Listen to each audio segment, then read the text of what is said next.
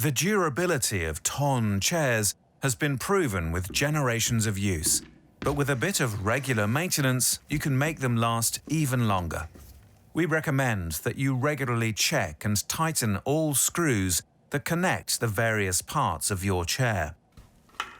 Turn the chair over and firmly tighten the screws by using commonly available tools in appropriate sizes.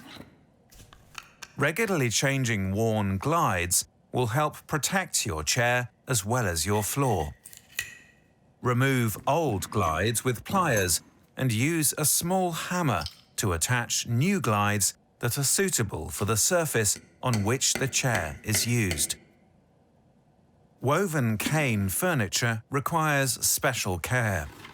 While perfectly well suited for regular day-to-day use, woven cane is not suited for kneeling or standing on the chair, as concentrated pressure can result in a tear in the weaving.